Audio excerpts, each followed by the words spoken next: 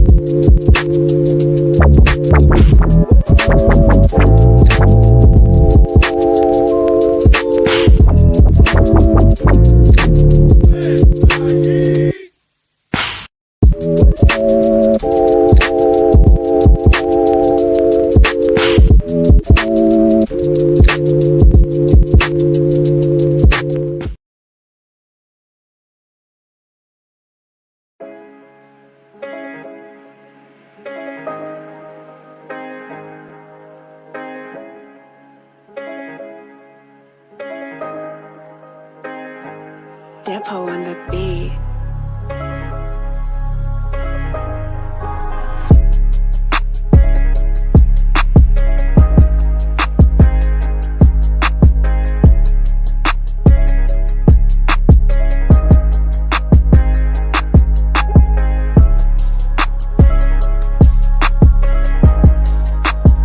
Metaphorically, I'm taking the gloves off. I know we don't wear them anymore, but it's okay.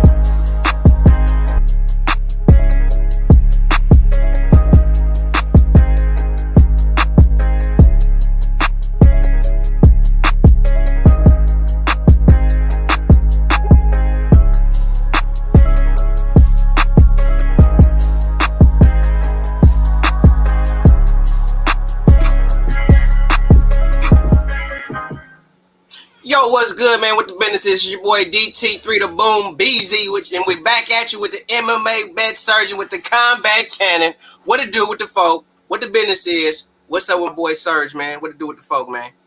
Holla at your boy. Man, it's good to be here, man. Like I said, we're making it through another week. Well, I'm somewhat, but I mean, we're making it through another week. We're getting there, people. We're gonna keep growing this shit. So we appreciate you guys telling your homies about it, telling everyone around you that likes combat sports, that likes MMA, that likes maybe a little bit more of a loose off the cuff podcast that isn't as, strict, not owned by a network and stuff like that, right? We're able to say whatever the fuck we want, and that's kind of the nice part, right? So we're gonna touch on some topics here like we normally do, kind of work our paces as far as as far as it all goes, and it's gonna be one of the more, interesting kind of fights that weekend roundups we got, because we got a lot of announcements, a lot of kind of stuff normally ends up happening on these Wednesdays, like on these Tuesdays, where we've got all this MMA news and all this kind of different stuff going on. It all happens today. So it's the perfect day for us to do this podcast, because all the big news breaks today. So it's like we can kind of be almost a first outlet or a first place you guys could talk about it, mash it up a little bit. So as far as the weekend roundup goes, we're kind of going to get into a topic that Boone would like to touch on right away, because I know me and him both watched it. I know it was definitely, I even got up at 7 a.m. to watch it here my time, live, and watch all the events, most of the events from the ONE FC, and it was an absolute, very good card actually, like for it being on that early. I mean, I know it's getting put on a different part of the world, and I know that, they're not really catering to us, but at the same time, these are still high level fights people are putting on in ONE FC. So I go really, I should really say that you guys should check them out, even just on replay. Most of this stuff's on YouTube for free. You know what I mean? They'll live stream it to YouTube for free and then put it on YouTube for free. And this is like their events. You know what I mean? Like, these are actual events. These aren't like, like what we call like a small thing. This is like, they're putting on events like this, like events like throughout this whole time, and they're gonna keep hitting people with events. And I mean, there was some pretty good fights that we saw on the card, and one of them, I think that me and Boone probably both want to give a shout out to the guy. And I mean, it was one of those high level striking matches. Boone, I'll let you cook on it. I'll let you go on it a little bit. Fabricio de Andrade, a former Muay Thai world champion. He's came into ONE FC as a purebred striker, fighting Sakio Sato, who is more so of a grappler, who has in his last, I think, 3 fights in ONE FC has ended in, I think, via submission.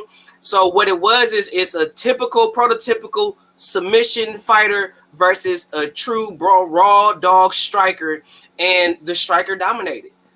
Sato didn't have nothing for him. He was a little too lethargic. He just didn't have it. He couldn't get his hands on him.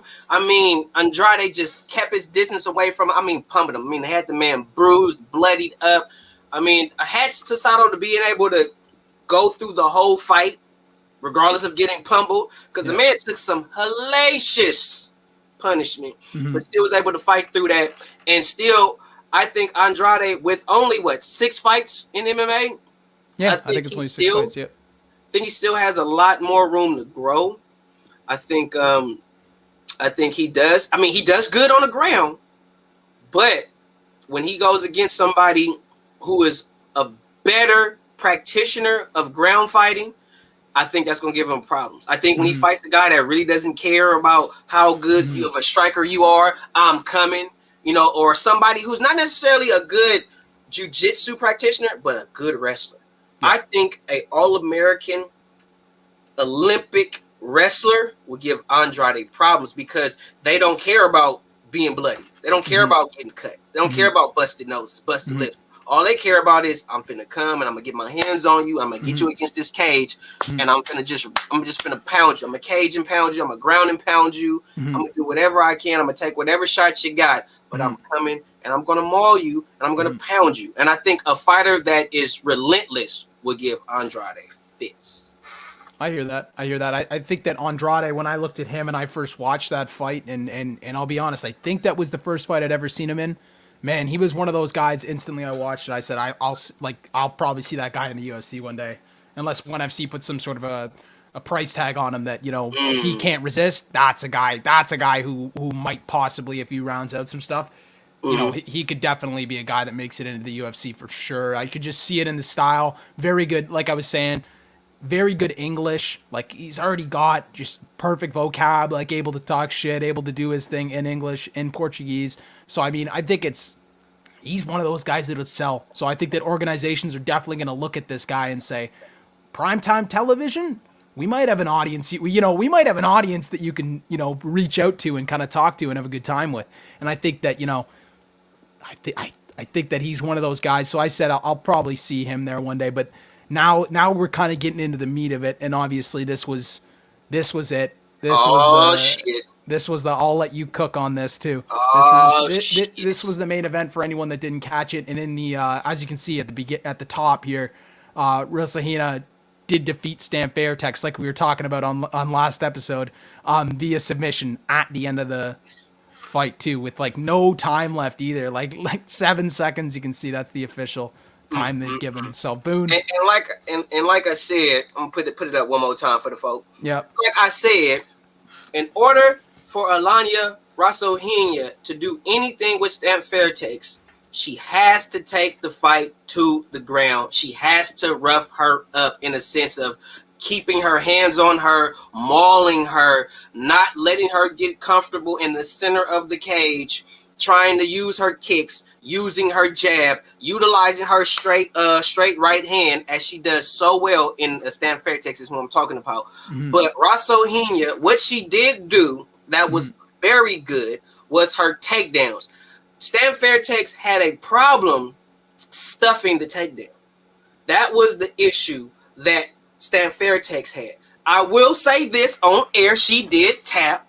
She tapped. Regardless of how she want to look at it. Explain it a little bit for people, for anyone that didn't watch it, because I didn't really even get into it. Explain just the last second, kind of what happened there. The last second was, honestly, Stan was beating the girl up the whole fight. Beating her up the whole time. Even was showing good transitions on the ground as the fight was going on. Now, here we are in the third round. Stan Fairtex, it's a typical Stan Fairtex fight. And lo and behold, we get to the last 20 seconds. Rasohina goes for the takedown. Gets her on the ground. They're on the ground. Now you got Rasohina going for the head choke. She got her in the choke. She has her. You can see it. And then all of a sudden, you see Stamp lifting her left hand up to touch her shoulder, and in the process, she taps it twice. The referee breaks it apart. Stan Fairtex, in that moment, thinks the fight is over because at the particular time of the submission hold, it's about 15 seconds left in the fight. Not the round, the fight. And at this particular time, if you're watching the fight, you're saying Stamp won. Stamp is winning this fight. She's going to win. Easy work, no problem. Right? So when the ref breaks it up, Stamp is in her mind, she won. And then next thing you know, the ref is telling her, no, you tapped out. And here she goes, I know tap. I know tap. I know tap. I know tap. Yes, you did. And for that, you get the game. Because you tapped. You know you tapped. And in MMA, you cannot be in any submission hold whatsoever. Armbar, Kimura, triangle choke, whatever type of submission hold you are in, you can't do that. If you are in a submission hold, you can't do this. Even if you're trying to jock for position, if the ref see you do this in any way, fight's over. And I think the lack of experience from Stamp Fairtex showed up in the fight. Because if you know better, and her trainers, yep, y'all get the cannon too. Y'all get the cannon too. Because the trainers should have told her, stay there, 10 seconds, 15 seconds, 5 seconds, just stay there. All you had to do was stay there for 10 seconds. And by the looks of it, that submission hold was not locked in. It wasn't locked in. Based on the way Stamp came out of it, she wasn't suffering from lack of oxygen, none of that. So evidently she could have waited the 10 seconds, and her corner should have said 10 seconds, 5 seconds, so she could have got the W. But she didn't. And in the fight ended in that fashion, it hints for a rematch, which I think Stamp Fairtex will stop her in the rematch. It's not going to go 3 rounds. She's going to stop her within the first round or the second round. The fight will be over. Mm-hmm. And I do think I ended up reading something somewhat recent that Stan Fairtex had acknowledged that she does agree that, you know, what she did was actually a tap. I thought she ended up going back and watching it already or something like that, and did actually end up acknowledging it. I thought I ended up reading that somewhere. I could be wrong, but I mean, we could see. I mean, I do think she did end up acknowledging, and like you said, kind of a lack of experience kind of issue. Definitely was in the position where she was getting choked, and the ref saw that and called it. You know what I mean? He did his job. So as far as kind of going through and recapping another thing here, obviously I hope most of you guys saw it in the intro. If not, you'll see it as I replay the intro as the outro. We had Chris Lieben retire this weekend. I'm just going to touch on this real quickly in the BKFC. He had a pretty good Friday. It was a Friday night BKFC pay-per-view. It was actually pretty exciting. Like, it had Paige Van Zandt on the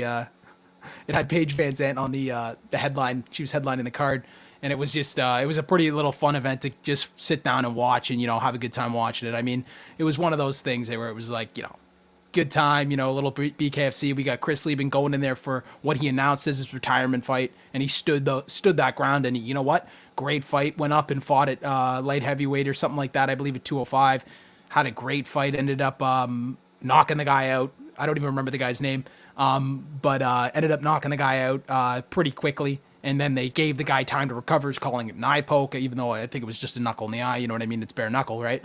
And then let him recover, and then he ended up getting stopped shortly after that. So as far as that goes, there was that. Then there was also here the Volkov and Overeem card, which was a very good card if I do say so myself. As far as us touching back on kind of what happened, of course that was also that's kind of why I'm making these intros and outros. People, be here for the intro, be here for the outro. That's why we give you 3 minutes. The intro's got a little bit of insight as to what we're going to be, talking about it. Of course, it led off with the devastating knockout from Corey Sandhagen. It was absolutely beautiful, pin perfect, just right on the chin, just kind of typical Corey Sandhagen fashion as far as, just being very kind of, reserved, kind of just playing the game he wanted to play against Frankie Edgar, kind of like what I was saying, what Boone was saying. And he got it done, kind of picturesque, kind of how we at least thought it was going to go. I mean, kind of like you were saying, like, and I was watching it from last week, like passing of the torch. And I was saying that it's like a passing of the torch in these fights. You know what I mean? And I always thought that he could deal with that test. Frankie Edgar now, just to top on that, has since said that, this game is a bitch, and I don't think he plans on retiring at all. He doesn't plan on retiring it at all. So, I mean, why, Frankie? Why, Frankie? Be a family man. Be with your wife, kids. You didn't did enough for MMA. To me, Frankie don't got nothing to prove to nobody.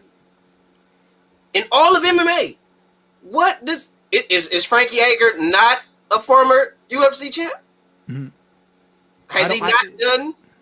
Yeah, I like, if he won this fight, like, and we were talking about this on the live, if he won this fight, he would have been like, I can't think of anybody else off the top of my head. If anyone else can come look back on it and find me someone, one of the only guys ever at 3 different weight divisions to beat a top 3 guy in each division. You know what I mean?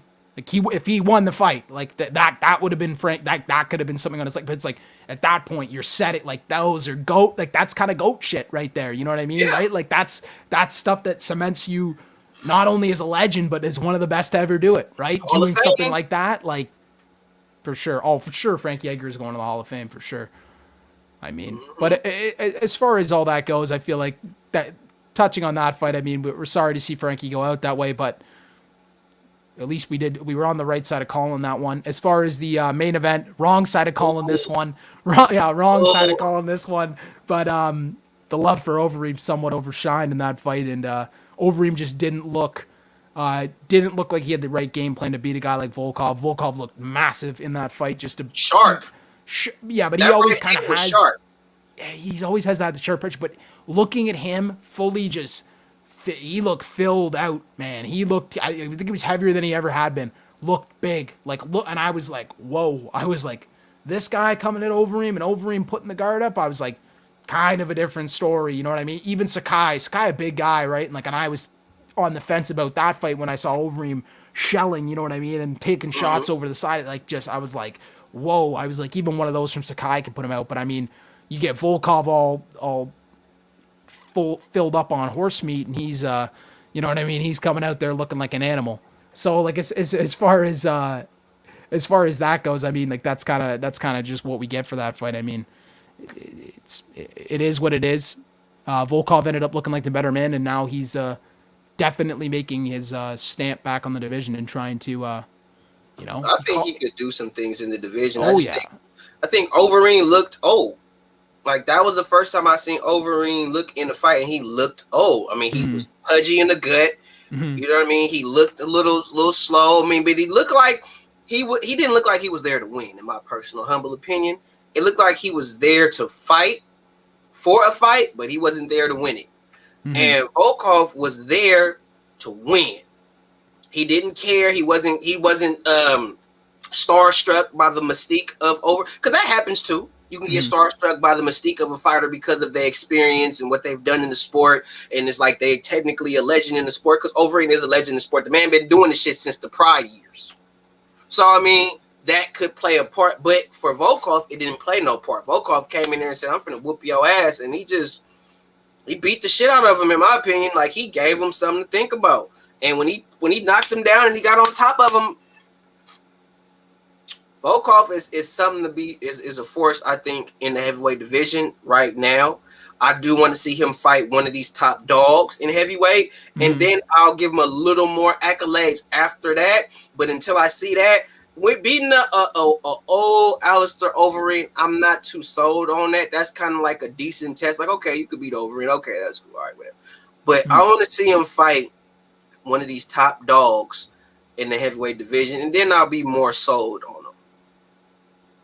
I hear you. I mean, like I said, it's a sorry way to see that would be Overeem's run kind of going down the toilet there. And I mean, I hope he kind of makes his goes out on a good note, but doesn't take it too far like some of these other guys. You know what I mean? Sees the time to exit and, takes that opportunity and runs with it, because I don't think that we need to see a guy like Alistair Overeem going in there and becoming some sort of a guardian, you know what I mean? A guy who's going to sit in the division and just kind of keep guys from getting to a certain spot or testing them on certain weaknesses. And, if you can get past Alistair Overeem and do a couple of things right, then, maybe you're a guy. No, we don't want to see a guy like that, that guy like Alistair Overeem turn into that guy. So, I mean, as far as that goes, we want to kind of wish Overeem the best. We want to see what he hopefully, takes this as maybe an opportunity to just take his time and walk away. Maybe go coach, do something else. You know what I mean? Just do that, Alistair. But I mean, salute to you. You're a legend, and that's kind of always the way it will go. And that's right. You never ended up. You know what I mean? These half the time, right? Father time, or you're in a sport where you're fighting and you're chucking knuckles, especially at the heavyweight division. You're bound to get touched, right? It just happens with the. You're going to get touched. In the heavyweight division, you're going to get touched. Yeah. No getting around that. Somebody's going to crack your shit. I mean, just a quick announcement here, people. PFL putting out their heavyweight division. Just kind of highlight a couple names here. I'm sure most people know Justin Willis or remember Justin Willis. I believe he had a short stint in the UFC, but not. And the guy in the middle of, obviously, you see Fabricio Verdum after him just signing him moving over to there after his recent departure from the UFC. But then you have Muhammad Usman, who is Kamaru Usman's brother, will be in this PFL. I believe they're doing this. This isn't just new additions. This may be their heavyweight tournament bracket for the year. I could be wrong, but this is what I'm getting from it. As far as other news, man, we had a huge day. I was telling Boone this. Can't believe I remember Bellator coming out with a bunch of news kind of coming out finally after we were on Bellator hard, telling them, you got to get, we need to see something. We need to see the competition. You know what I mean? With the UFC, we need you to put out some shows, at least do something along the lines. You know what I mean? So it was something we were looking at for a while. We were just like, got to get this done. Got to see this shit. So as far as we got Bellator MMA now, finally. Yes. Thank you. Thank you, Bellator, for finally announcing some events, finally getting the cogs re-going in the old train, because shit, if you let it get too stagnant, people were already making the jokes about how much older all the fighters in Bellator are getting just because of this time, where they haven't been fighting. And that's enough. We don't need to have that shit. I mean, as much as we all like to talk about, the UFC and there being top dogs here, you know what I mean? There's there needs to be the level of competition. There needs to be someone else striving to make the other one better. So I mean, kind of just looking at some of these matchups. I mean, obviously we get the Pitbull versus Sanchez too. That I'm going to show you right now. Sorry, right here. That is to get into the, obviously, but you can see it, Bellator MMA Featherweight World Grand Prix. I've been following around with this for a while. It's pretty interesting. We got AJ McKee sitting on the other side waiting for whoever wins that fight. Pitbull already having won the first fight against Sanchez. So the rematch, I mean, it's more so looking like we're gonna have probably Pitbull try and take another hard fight with Sanchez. I mean, I think it's gonna be one of those fights where it's gonna be a good time. I think it's gonna be in this whole Grand Prix thing. People keep an eye on these other different organizations and stuff like PFL and obviously Bellator, right? A lot of people know Bellator. Keep an eye on these different organizations throwing their events and having stuff included and stuff like that, because it's always good. And like then you see they come out with the big huge announcement. You know what I mean? And this is one of those announcements that blows your mind, because they were talking about people wanting this. You know what I mean? People have wanted this fight, right? People wanted Anthony Rumble Johnson and Yoel Romero. You know what I mean?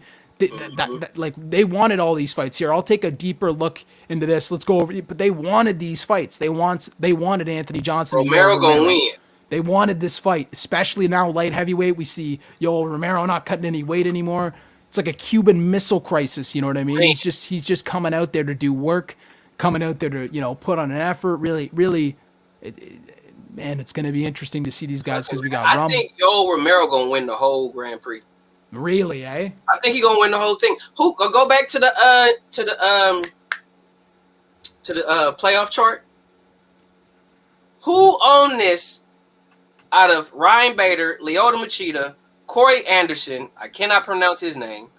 Out of all these fighters, who on here could beat Yoel Romero? I mean, not saying they can't beat him like on any given night, but in reality, with Yoel Romero coming into to Bellator, who on this chart really gonna beat Yoel Romero? I don't see nobody on here beating Yoel Romero. You're excluding the names on the same side of the board, my friend. Come on, look at the top right. We got the champion.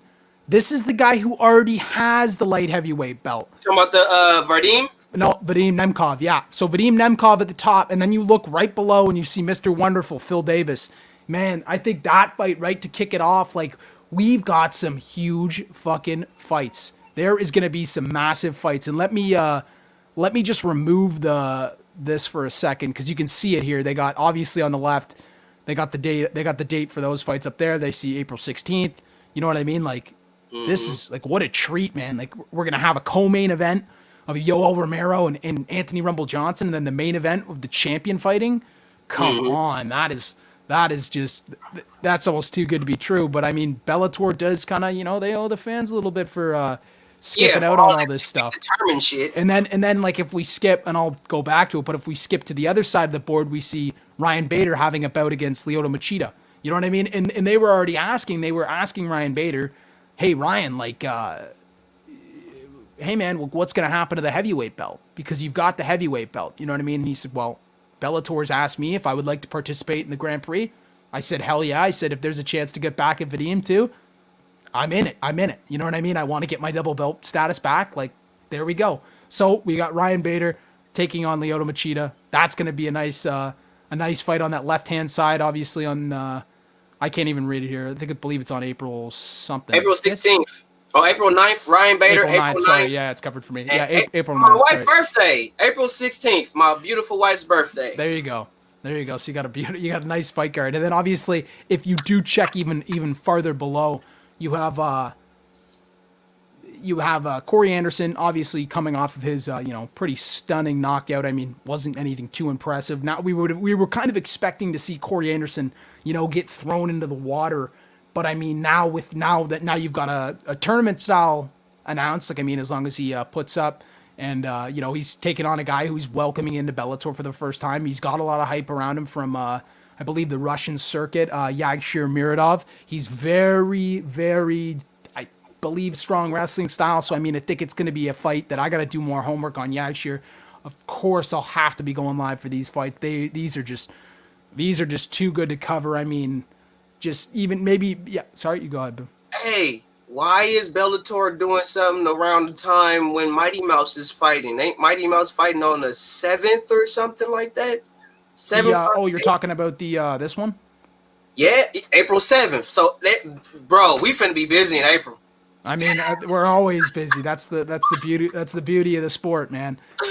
We ain't held up. Nothing's clogged up. We're rolling through. You can see there's a little bit of cloggage right now, but I mean, even still, they're gonna fix that, and we're gonna talk about that in a minute. But I mean, as far as what we're seeing here, and if I go back to it for a second, this is a kind of a nice little timeline just to show you kind of what we're gonna get out of Bellator, and to kind of touch more on the whole Bellator thing. There's some funny stuff that's going on with it, right? So obviously you've been kind of seeing in a lot of these photos, right? You can see the Showtime logo behind. So Bellator is now re-partnered with Showtime. The last time they had done a network sponsored event by Showtime, or televised event by Showtime, was in 2013 or something like that. So they're now back in a partnership, and it looks like they're going to be selling it like a subscription via style. I know they probably already sell like a Showtime Plus or whatever they call that, and they have Showtime Boxing on there. But they had Espinoza out there talking about with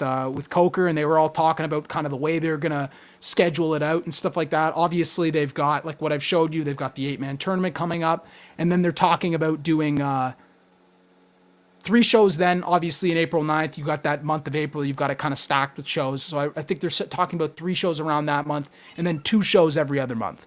Sorry. And the funny part about this is they're trying to kind of take over this, and they're kind of talking about it in a weird way. And it was actually kind of interesting, because it's kind of, it sounds like, you know what I mean? They're trying to talk about cross-pollination. That was kind of a good word that they used. We're trying to cross-pollinate the sports of both boxing and MMA, because they're going to have the MMA on Fridays and then the boxing on Saturdays. You know what I mean? And, or I don't know, maybe later in the year they swap that, vice versa, if timing has to, right? But it sounds like somewhat from here they're going to designate days for each sport to try and have it a little bit separated, but they're still going to push this same kind of, you know, paid subscription service to try and get you onto both. You know what I mean? They're going to try and sell you on both, right? So, I mean, it's kind of interesting. And then you've got also, they didn't have any graphics of it. Juan Archuleta, obviously, I don't know if anyone had seen it. He's coming off the vacant title win against Patchy Mix, and it's for the bantamweight title, and that was a pretty cool fight. Like, I mean, Patchy Mix, an exciting guy to watch as it is, but Juan Archuleta, just the Spaniard as they call him, he's just killer. I mean, and then you see Sergio Pettis getting that potential bout for the bantamweight title, and that's what they're talking about. They had both guys stare off and stuff. That's gonna be something. I mean, I'm excited about that. I'm excited about a lot of these Bellator fights. But at the same time, this is kind of shit Bellator needed to do months ago, right? We needed to have this before the new year. This is kind of where we're going to go here in X, Y, and Z, so people can kind of build anticipation while everything's off for that kind of little while, and then hit you with it, right? Rather than wait X amount of months, and then boom, here we are now when we're saying... You think Yoel Romero was a fill-in? Because Yoel Romero just recently got booted off of UFC, got cut, and then now... Yeah, no, they made like, he's like, so if we look at it here, you can definitely think that once they were able to get Johnson, Yoel, and then they saw, okay, now we've already got Corey here. He's already kind of wants the belt. He's been talking about it. He wants the belt. Well, no, fuck that. We're going to make them all fight in an 8-man tournament, which is awesome because we love these, right? And we can kind of, you play matchmaker in your head, right? You get to go, oh, this, and this, and move pawns around and shit like that, right? It's a little bit exciting for certain people. So, I mean, as far as all that goes, I mean, I'm super excited. I think that, like you were saying, if you think Yoel was a fill-in, I don't think so. I think they made this like last second. You know, not last second, but like this was probably crafted in that time off, right? Because Coker was saying he was getting his email, his social media flooded with people asking for, obviously, Yoel Romero, Anthony Rumble Johnson. And the way that they've set it up now is even nicer, right? Because we've got it back to back, right? We don't have to worry about, like, they're fighting each other right away. We're not worried about, Rumble's on the top. He's got to get through a fight against Phil Davis, and Yoel's straight got off to the beat the bat. champ, right? Straight off the bat, giving you everything you want on the same night with the champ fight. That's something And I gave Bellator the cannon for that to be determined shit. So for that, y'all have redeemed yourself. But because I do think that this card was last minute.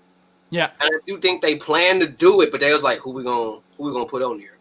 Because they already got Lyoto Machida. They already got most of these guys that you see on here. Most of these dudes are already Ryan Bader, Lyoto Machida, Corey Anderson. Most of these guys, and you got the champ, are already in the promotional company. Mm-hmm. But then you got they had a fight that they probably couldn't put together, which was Anthony Rumble Johnson and Yoel Romero. And I think when they got Yoel Romero, they was like, boom. And everybody's asking for it. Let's put them in it too. So now you got, this is going to sell. This is going to do great numbers. I mean, you got 4 great fights off the bat, back-to-back weeks. You got April 9th, you got Ryan Bader, Lyoto Machida, Corey Anderson. You got these dudes fighting. In the 16th, you got the champ fighting Phil Davis, Rumble, Romero. Hats off to Bellator for coming up with a great card in a crunch time situation. Because this, honestly, if this was actually pre-planned, we already know New Year's, they'd have been putting out all kinds of advertisements. Or right now, we'd be seeing advertisements out the ass for this shit. Little itty bitty advertisements for it. Mm-hmm. I see more advertisement for Mighty Mouse's fight. And if they advertising that fight 2 months out, I'm sure, you know what I'm saying? Like, they talking about this now.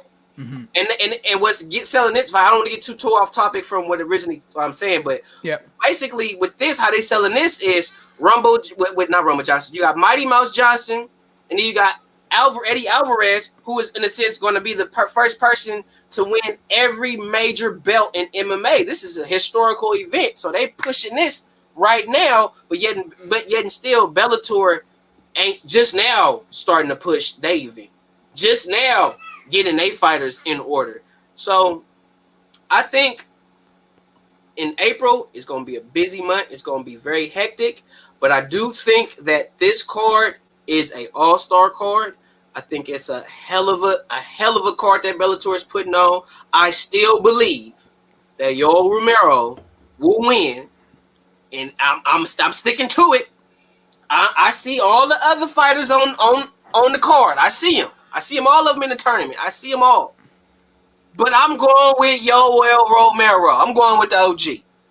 And I honestly feel like once Yoel Romero, because I think Yoel Romero is super durable, and I think don't nobody want to take no punches from Yoel Romero. And I think Yoel Romero, if he hit any one of these fucks, they going to sleep. Not to say that they can't do the same to Yoel, but I just think Yoel, out of all of them, except maybe Lyoto Machida, has fought better opposition. That's totally fair. That's a good statement. Yep. No, I like that. I like that. And you know me, huge Yoel Romero fan, so I don't really want to show my bias, but he's obviously a guy that, like, if I can start betting I'm hoping they release odds so we can bet guys before the tournament starts, like bet tournament winners. You know what I mean? Because that's where you get. Then you get to follow the guy, ride the fucking bet all the way through, right? Come on, people. That's some fun shit to do right there too, right? Even if it's like March Madness, but for fights, you know what I mean? Except the fights don't all happen in one night, you know what I mean? Or in like a week, right? Kind of a little bit more spread out, but look at it that way, man. Look at it that way. I think it's a good, little mix of fights. Like you said, it's going to be huge for them. Kind of just touching on this real quickly. Lots of talk about Nate Diaz obviously being on Ariel Helwani today. Haven't watched the full interview. I have heard he was sparking up, and he was looking every day of his age in the interview. I don't know if it was the lighting was bad, but I'm going, whoa. I go, yeah, I'm going, he's getting old in front of us. I go, that's kind of the whole thing here, and like maybe he's realizing it now, like, gotta get active, right? Because he was saying, I want to fight. I want to get some fights and blah, blah, blah, blah, blah. But then he was talking about, if he was going to fight a guy like Poirier would have to come up and meet him at a catch weight. He wouldn't go down to fight him at one, like, you know what I mean? It's like, okay, like, let's relax here. Let's talk about some plausible fights. Let's start getting some names out there, and let's actually get you fighting. You know what I mean? Because Right. like I think we could talk about it for fucking years, right? Oh, when's Nate Diaz gonna come back? This, that, and the other. Photos coming out, right? And Nick, oh, photos of Nick training too. Nick might come back too, right? It's like we love these guys. Like there's guys there. There's a huge Diaz army behind these guys, and like I'm one of these guys that's true supporter of these guys. Gotta get you fighting though. Gotta get in there and go, because like I think that you're just getting older at this point, right? Obviously there was the whole there's whole bullshit that just we're still kind of going through. We're just getting through. The UFC's kind of just making its rounds on it and getting a little bit through it and putting up their precautions for it. And we're just kind of, making a way to get guys to come out and fight. But it's like, it's like we got to get guys moving at a certain point here, right? It's got to be like, we've got things set up. Let's get you fighting. Let's get some fights set up for you. And then let's get it going, because I think that it's like I said, you're not getting any younger, especially like a guy like Nate. And we only want to see him fight and put on performances and just be a part of the UFC, because I don't think we've seen him as much a part of it in the last little while, right? Since kind of the stoppage and stuff like that. So I don't know. What's your opinion on that one, Boone? I think Nate should retire. Okay. I think Nate should retire. I mean, I can't. It's hard for me to say it, and I'm gonna have a little commercial with myself with it too. It's hard to tell a person to retire when you still want to do it.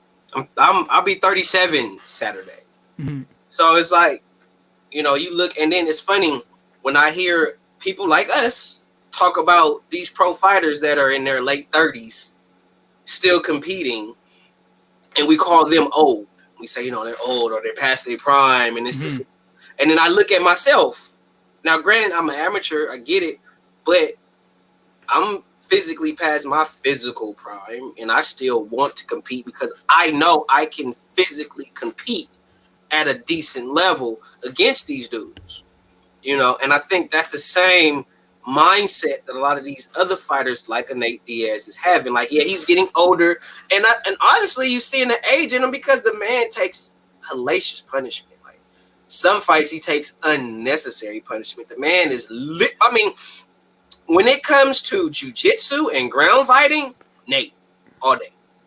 But just raw having hands and all that and being defensively sound from the shoulders, that's not the Diaz brothers' game. Their game is to take your best shot and smile at you and say, yeah, bitch, I just took your best shot. Now what?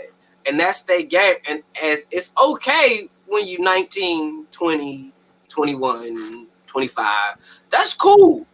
It ain't so cool in your 30s when your best defense or your only defense is taking punches, is blocking punches with your face.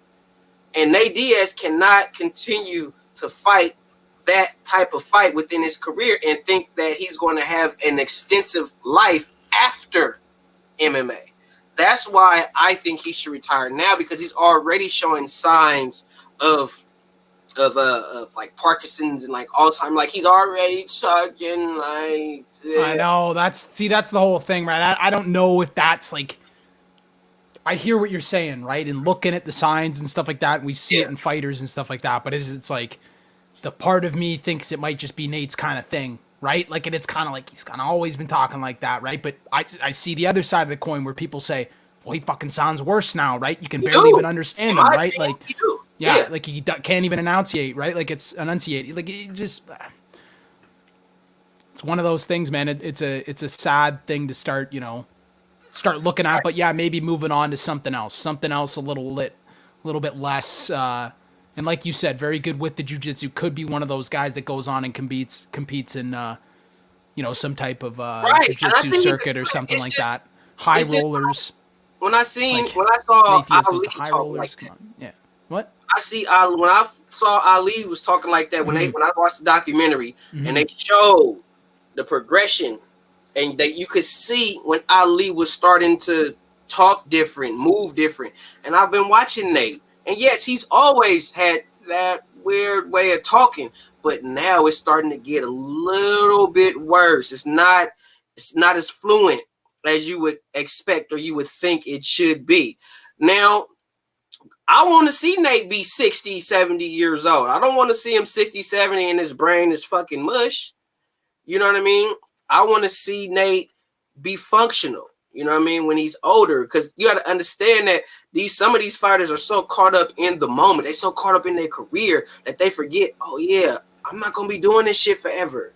It's going to come a time where I'm going to need this motherfucker to do shit when I'm no longer using these motherfuckers to do shit. So, and I think with Nate, if he do fight 2 times, great. You know, that's cool. No, I ain't gonna knock him if he get the 2 fights. Mm-hmm. In my opinion, I think he should retire. But I think because the rep that the Diaz brothers got thus far in their career, from being banned for 2 to 5 fucking years because they wanted to smoke some weed, but then you want to let John Jones snort all the goddamn coke in the world and suspend him for only a year. Ain't that about a bitch, Dana White? You suspend the Diaz brothers because they just want to smoke a blunt. Weed is a downer. Weed is a downer. Name one fighter finna smoke a blunt and win a fight. I mean, okay, so listen, you know that one of the Diaz brothers, it was Nate himself. He tested so high in his prime that they said it's impossible that he didn't smoke right before the fight.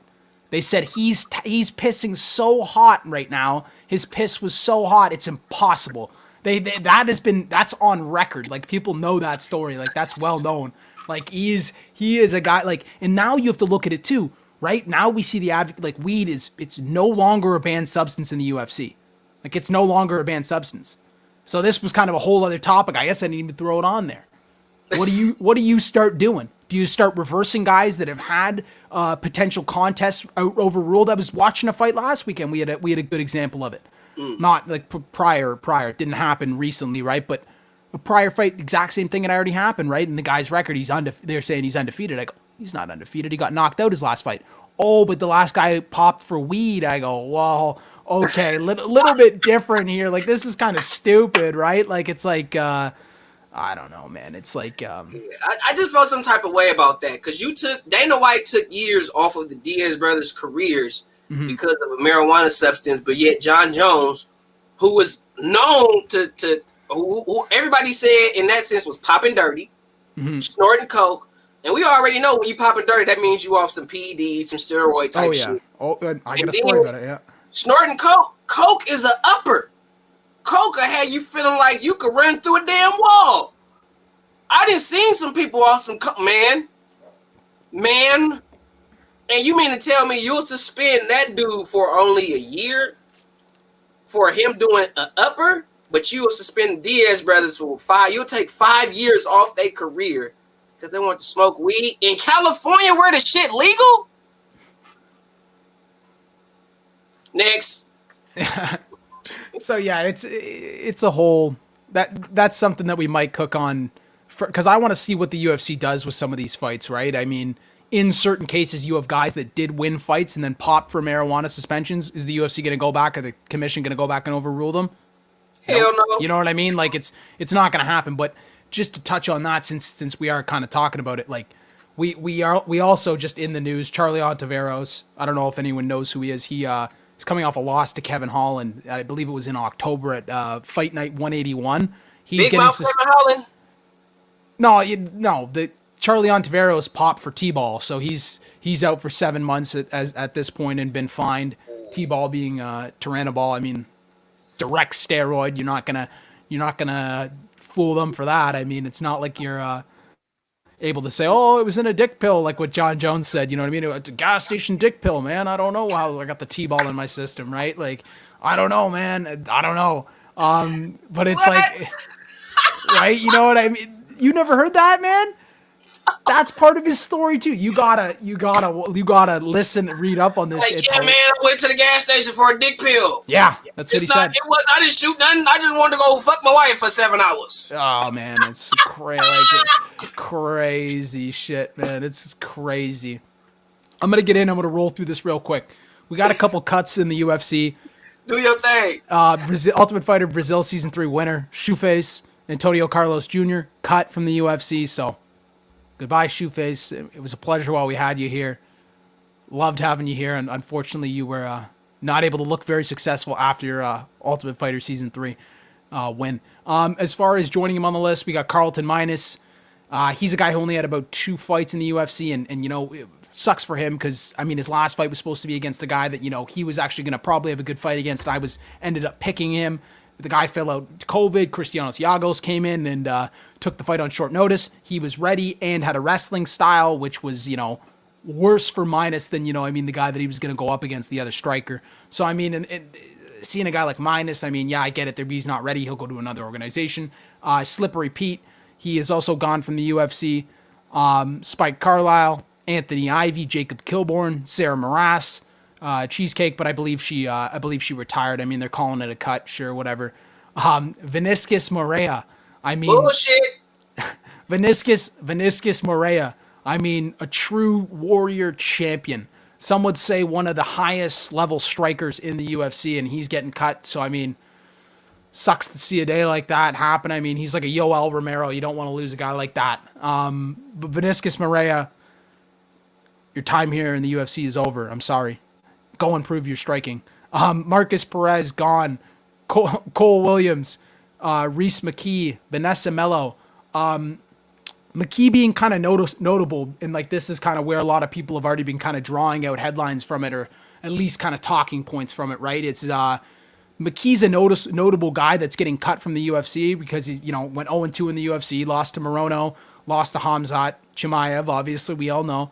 And now people, you know, we notice that 2 of the 3 wins that Khamzat has in the UFC, right? Think of it this way, right?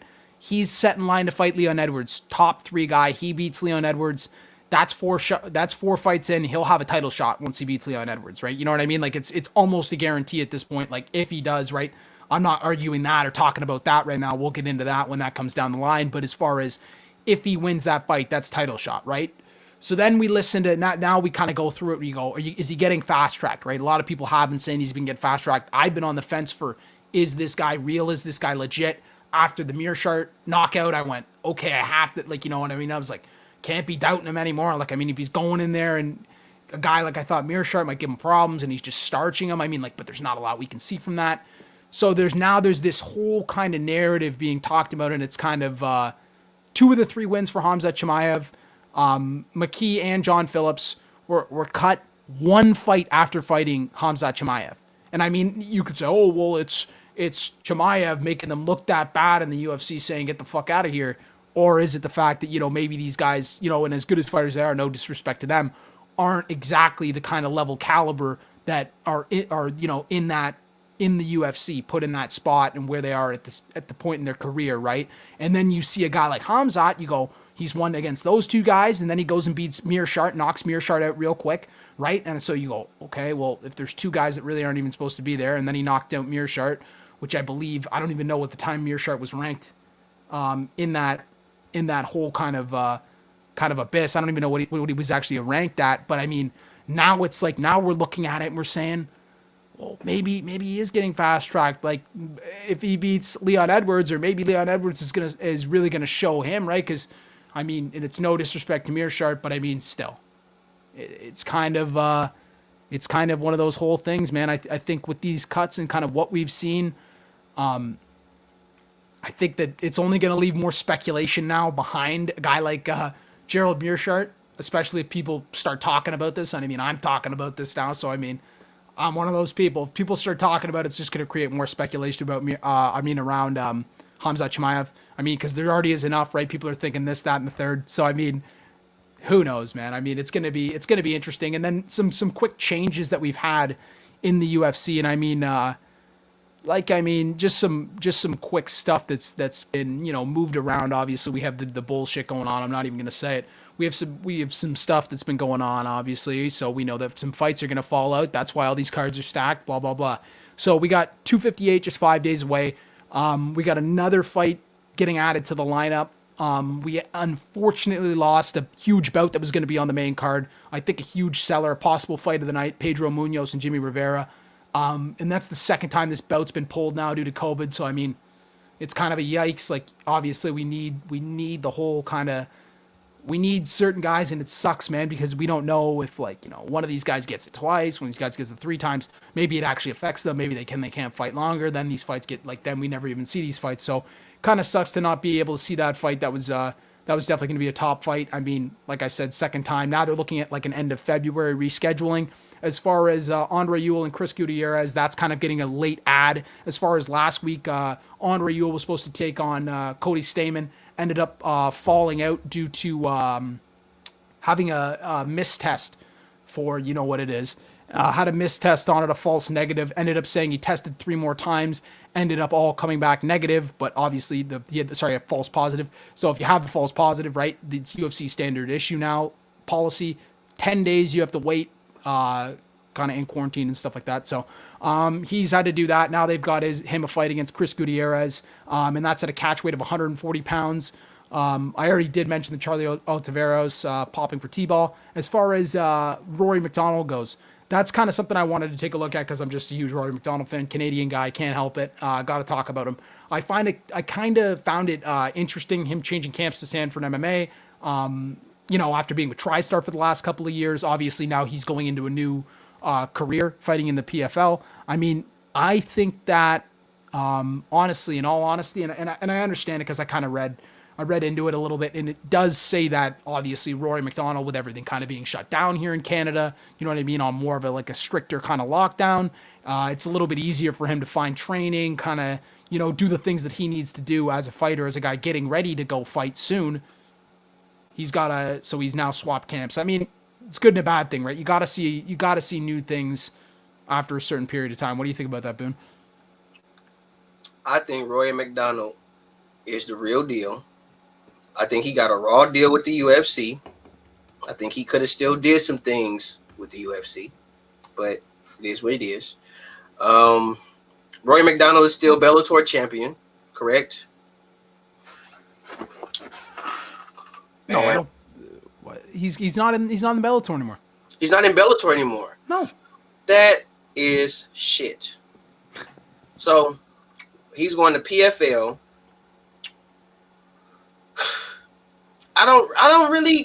I think Roy McDonald is going to do good in PFL, just like he did in Bellator. I think it's going to be the same thing. He's a big name. He's fought in the UFC. He's fought in Bellator. He's fought the best of the best, the creme of the creme.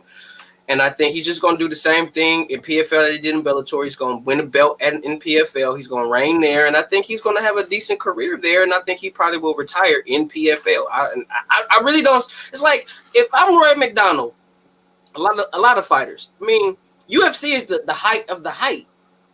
That's the pinnacle. And Roy has already fought on the pinnacle. He's already fought there. He's already fought on the highest of the high.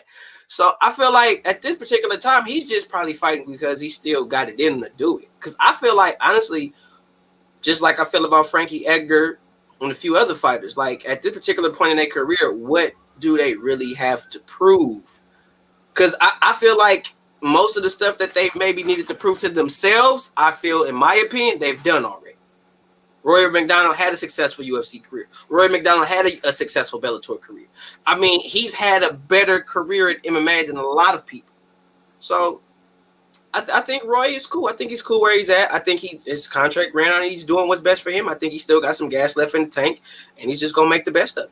Mm-hmm. Yeah, I think he's got a good shot at winning that million. So, I mean, as far as kind of moving on from news now, we're going to kind of take a look at, you know, what's going on in this weekend. And of course, we've got another event, like we've always got one, and it's going to be people. It's like I said, it's the caliber. It's 258. It's the big event. I actually didn't end up putting the poster in here, but fuck it.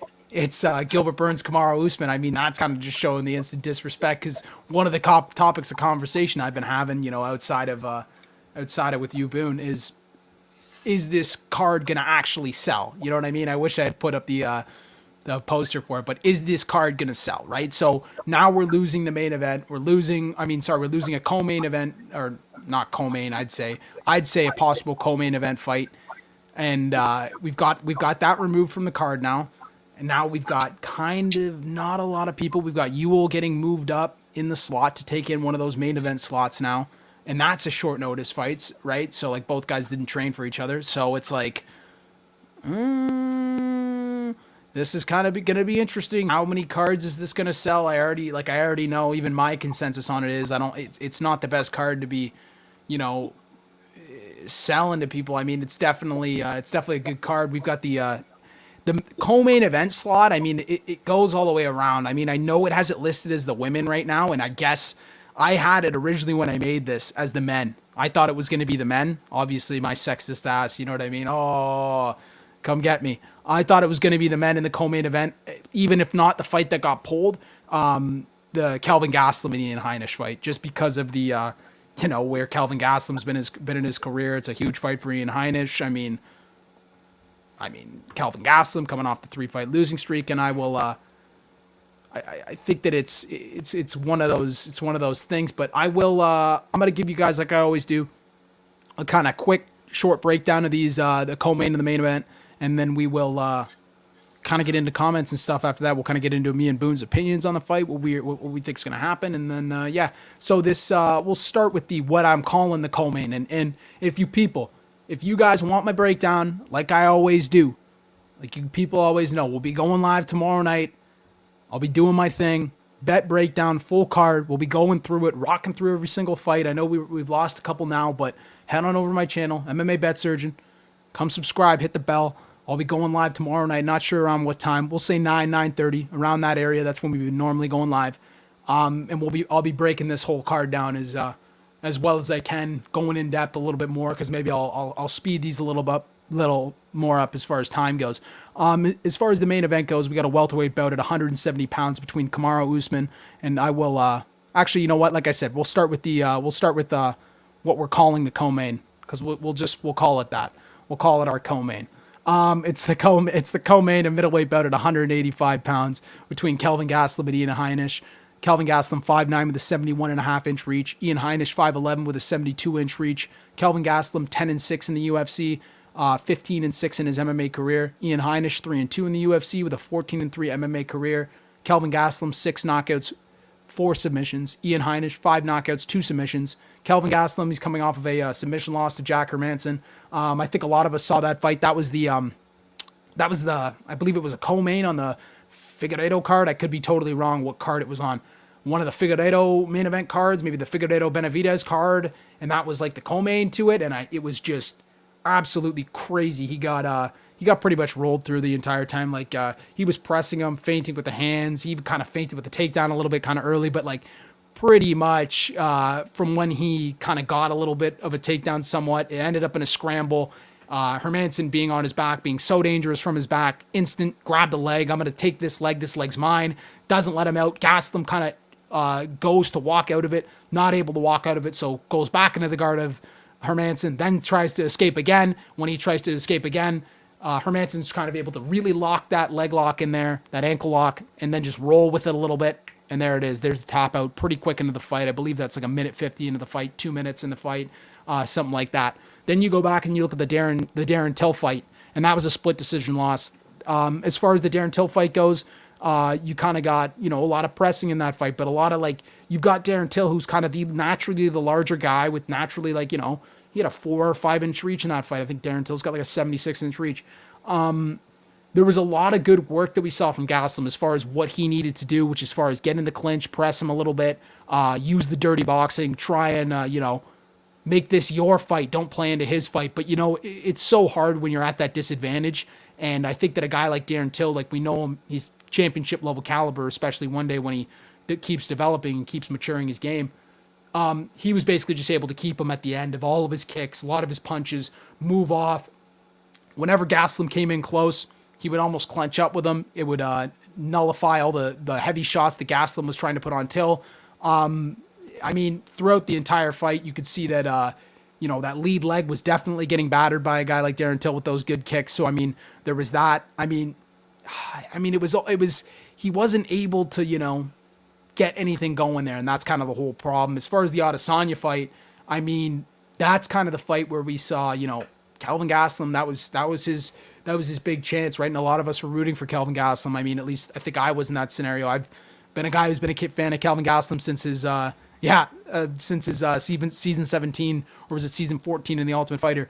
It was it's hard to not be a fan of a guy that wins a season when he's picked last. You know what I mean? Last on the fucking sandlot. Oh, here's that, just because of his stature, right? Just because of the way he looks, right? And it's you can argue that all day, right? But he's one of those guys that, was able to, show you that's not the case really. And he's a far high level fighter than what people just think he is by the way he looks. As far as trying to close the distance in that fight against Adesanya, obviously Adesanya, even greater reach advantage. He's 6'4" with an 80-inch reach advantage, right? And when you're a guy who's, 5'9" with a 71.5-inch reach advantage, right?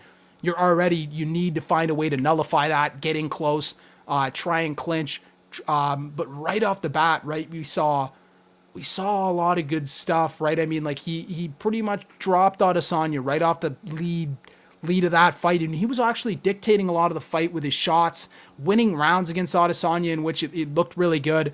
I mean, like I think in this fight, like you gotta look back on this stuff, right? Like when we look at it, and you look at it and you say, oh, okay, look, well, there's like Kelvin Gastelum, and look at his height, and you look at the skid, right? And you look at the 3-fight losing skid, and you go Israel Adesanya, Darren Till, Hermanson, right?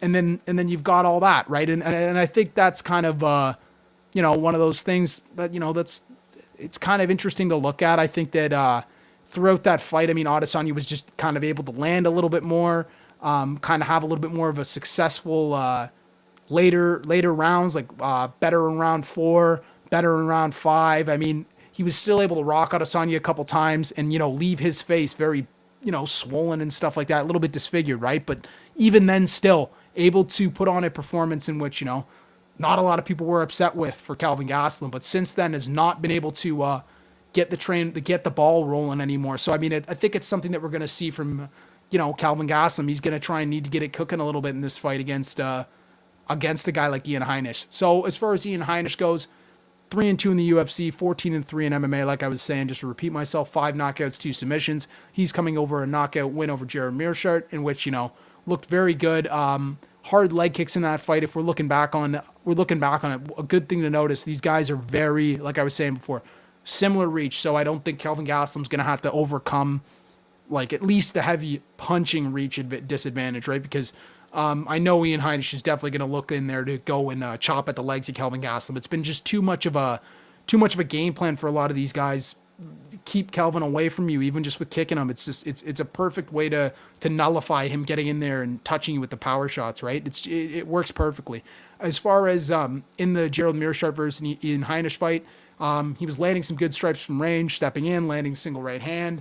The Akhmedov fight, I mean, he basically was able to just, like I said, run through Mearshart. The Akhmedov fight, that's a UD loss. Akhmedov was kind of looking pretty good for that fight, landing almost all the shots that he wanted to at will.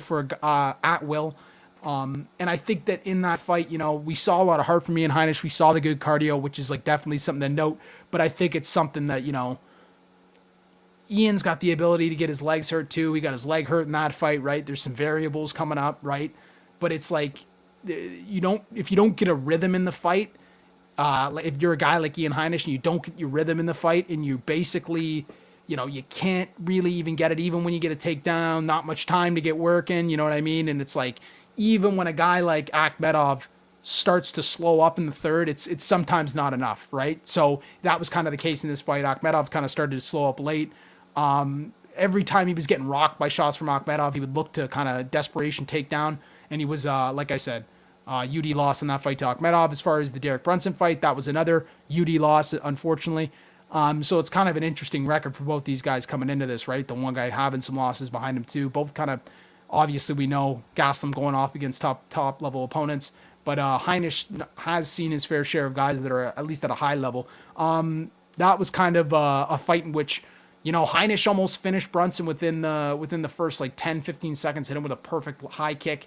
Brunson basically ate it and was able to kind of walk through it and kind of, continue with his good output. But Brunson was picking a lot of smart shots, kind of letting Heinisch do what he kind of did in the Akhmedov fight, throw himself out, whiff shots a lot in these different places. But in the Mearshart fight, I think it's a good thing to take note of, and that's kind of coming in right here.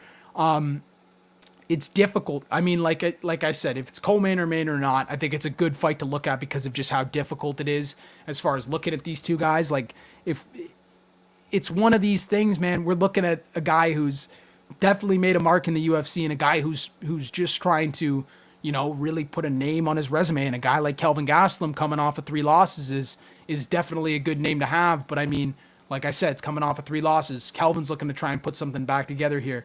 It's a difficult fight to call. I think it's going to be competitive from both men. You know, he wants to get back in that win column. 3 straight losses, top tier guys.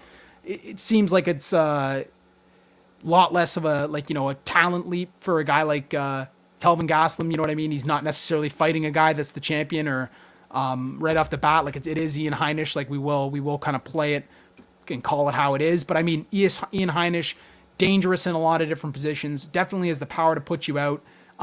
He did his last fight in Thailand, and I think his striking looked very good from that. I mean, like, just a lot more crisp. Obviously, we got the quick knockout, right? And that's kind of something that we'd like to see, you know, if he had gotten another fight in or another camp. And now the whole question is, well, was Heinisch able to do work in Thailand? Did he end up spending his time during, you know, what all this bullshit that's been going on? Did he spend that time in Thailand? These are all questions we have to consistently, you know, kind of ask ourselves. I think that, man, I just think that he's got the right tools to win this fight against Gastelum, but it's just something telling me, I think Gastelum putting on the stellar performance, he's going to remind us who he is. I think he's going to show us, you know, hey, people, I'm still here. I'm still Kelvin Gastelum. I think, obviously, I think it's going to need to be one of these fights where, you know, Gastelum's got to be ready to check some leg kicks. He's got to maybe even be ready to grapple a little bit, but he's got to be ready to put shots on a guy and realize that the guy is not going to go down, and he's going to have to keep pace for 3 rounds, right? Because this is the whole thing. Both guys, pretty good pace, pretty good cardio. So we're gonna see, but I'm gonna have to take Kelvin Gastelum in this one. Going with Gastelum. I think the pressure will be too much for Ian. I don't know too much about Ian based off of the information that you put out, but based on that, there is nothing for me to not believe that man was not in Thailand and he did not do no Muay Thai out there. So I'm sure while he was in Thailand, he worked on his striking further than what it was already on. So I'm sure he got better with his striking in Thailand. He'd be a fool not to. That's like going to Russia and not learning how to wrestle when you're an MMA fighter. Like, why would you do that? Why would you go to a place where they have world-class wrestlers and you won't train with them? And you are in the field where wrestling is needed. And I think that he did get some Muay Thai training in Thailand. He upped his ante a little bit. And I think that will play the part. What I will say to Gastelum's credit is he knows how to close that distance real well. And I don't see Ian controlling the distance the way that Israel controlled the distance.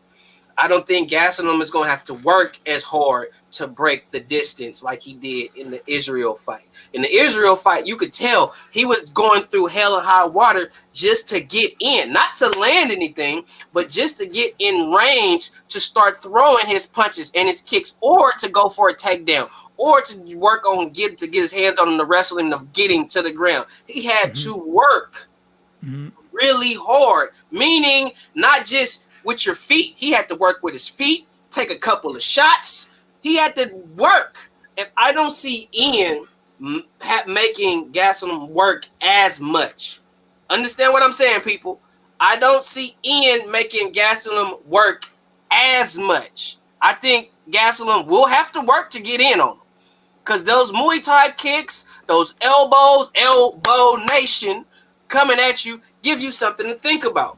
But I don't think that Gastelum will have to work as hard to get in on Ian as he's done with longer, rangier opponents. Yep. And I got Gastelum winning via stoppage, not necessarily a one-punch knockout, but I see him stopping him late third. Okay. I'm probably leaning towards UD. Probably more the UD. That's probably where I'd be leaning right now. As far as the main event, I mean, people, this is what you're paying your money for, pretty much. I mean, I'm not trashing the card. Good card. I think there's a lot of high level fights on it, but as far as full pay-per-view price, you're getting, like I said, already with some removals and stuff like that. If it is going to be full price, this is what the people are coming out to see. This is what we're excited about. I mean, okay, here. Break it down, Serge. I'm gonna break this one down. I mean, this is welterweight bout at 170 pounds. 6 foot, 77.5-inch reach for Kamaru Usman. Gilbert Burns, 5'10" with a 71-inch reach. Kamaru Usman, 12-0 in the UFC with a 17-1 MMA record. Gilbert Burns, 12-3 in the UFC with a 19-3 MMA record. Kamaru Usman, 7 knockouts, 1 sub. Gilbert Burns, 6 knockouts, 8 subs. Kamaru Usman will just look back on it right away. I think we all remember it, the Jorge Masvidal fight. I mean, basically didn't let Jorge get started in that fight. Didn't let him have the space throughout the fight. Somewhat more of a snooze fest fight, but like a winning fight for Kamaru Usman. If we're talking about how the fuck do you win, especially when that was supposed to be the fight against Gilbert Burns, but Gilbert Burns, COVID, out. Kamaru, short replacement, in. I mean, that's pretty much is what you want to do against a guy like Jorge Masvidal. You're not gonna sit there and have a Colby Covington bout with Jorge Masvidal where there's not one takedown shot and it's just rock'em sock'em robots pretty much the whole time, trading shots and setting traps and stuff. You're not gonna do that with Jorge Masvidal. So pretty much, Masvidal was actually looking pretty good. Like I said, short notice for him. So kind of the way the problem happened is he was able to defend. I think 5 of 6 or something, or going into that second round. I mean, and then obviously you see, the fade a little bit. You see, I've been wrestling with Kamaru Usman now for 3 rounds for 15 minutes, and that's when it kind of starts to fall off. And then you got more so Kamaru either laying on you, putting shots on from there, working shots from the clinch a lot. We saw a lot of foot stomps. People love those. I think we'll probably see a lot this fight, and I'd hope we trade them back. Hope they get to trade them back and forth because that'll be fun to commentate. As far as the Colby Covington fight, obviously a lot of people watch this fight too. It's easy to cover these high-profile guys because I think a lot of people remember these fights a lot easier. Colby Covington fight, that was a big fight in which we saw high-pace striking battle throughout the fight. Something like 250 shots thrown or significant strikes thrown or something throughout the fight. I mean, or maybe even landed. It was I think it was probably landed.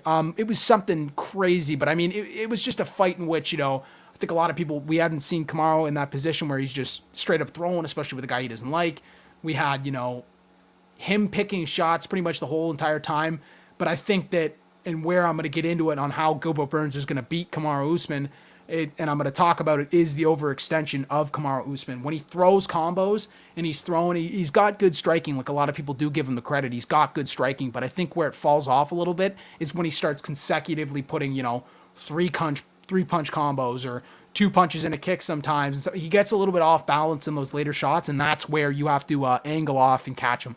And there's I think that in the fight against Colby, obviously we saw a lot of adversity from Kamaru Usman. He's able to take a good shot. We know that. We did see Colby put a lot of good shots at him from range. Good jab. We saw him work with a good jab against Kamaru. Kamaru was kind of hesitant to throw that jab, but Colby kind of dictated the fight from his end with the jab. So I mean, there was some rounds that went back and forth there, absolutely for sure. Colby was hit with some big shots. Obviously, the shot that probably ended up breaking his jaw was around the end of the third. He ended up pretty much rocking Usman a couple times. Both guys kind of exchanged. He wasn't able to knock Usman down at all, and I think that's testament to how good Usman's chin is, even though that Colby Covington is not much of a power puncher. He's more of a volume striker. He basically ended up hurting Colby at the end of that fight with the left hand, dropped him with a minute. He then got up. He then dropped him again. The ref then stopped in. Obviously, he's now called it a bullshit stoppage. I mean, that's whatever, right? And then as far as the Tyron Woodley fight, we saw kind of, that was kind of the end of the old Tyron Woodley era. That's kind of when we saw, unfortunately to say it, that's kind of when we saw kind of the soul kind of creep out of Tyron Woodley's body and, him start to, just kind of melt and just like not really have the direction he needed as a fighter to be able to put up wins in the position that he's in and in the position as high ranked as he is. And he was once the champion, right? Like, and that's no disrespect to Tyron Woodley, but I think he would probably even admit it himself. Like, definitely went through a slump there. I don't know whether it was after the loss to Usman, whether it was before that, whether it was while he had the belt. I don't know when it was, but something occurred, something happened, you know what I mean? And it's sad to see a guy like that, what happened like that with the skill and the power in his hands and stuff like that and the ability, but it did happen. And in that fight, we kind of just saw, takedowns from Kamaru, him able to kind of outman, look like the bigger man, out-muscle him a lot, lots of clinch work, some beautiful slam takedowns. It was a fight in which we saw Kamaru Usman really dictate the whole entire fight from where he wanted to dictate it from. And hats off to him, especially against a guy as high a level of Tyron Woodley. all the credit in the world. As far as Gilbert Burns, on the other hand, 6 knockouts, 8 submissions. If we don't know who Gilbert Burns is as much, he originally came from being a four-time world champion at BJJ. I mean, he's one of these guys that's kind of scary. Used to fight 15 pounds lighter, and I mean, you look at him and you go, how did you make that weight, man? That's fucking crazy. Because now at 170, every single fight that you see him move up, that you've seen him fight since he's moved up, he's looked tremendous. I think his body's putting on mass. I think it looks good. Like, he looks like a fully filled out welterweight, and I think that's what he is.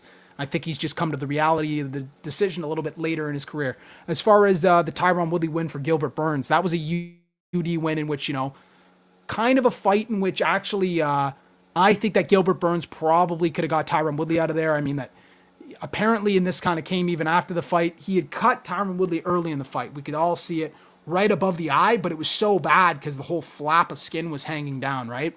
And the entire time after that fight, Gilbert Burns neglected to punch him in the face, neglected to punch him over that eye, just because he didn't want to do that kind of damage to him. And I mean, call it sportsmanship, call it, you're not in the right sport if that's what you're doing. I mean, it speaks to a guy, because I think that he knew he had Tyron Woodley in there, and he had him where he wanted to have him majority of the fight, especially after hurting him pretty early.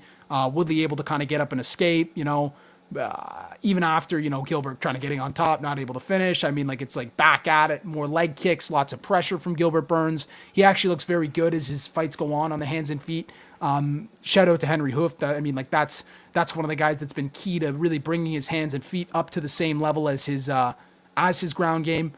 I think, like I also said, and like I can also see in Gilbert Burns' game, he's got a lot of openings for takedowns on a lot of his kicks. He throws kind of a lot of different style kicks. He really likes to mix it up. He's definitely athletic, can do that. Not only will he just throw leg kicks, he really will mix it up.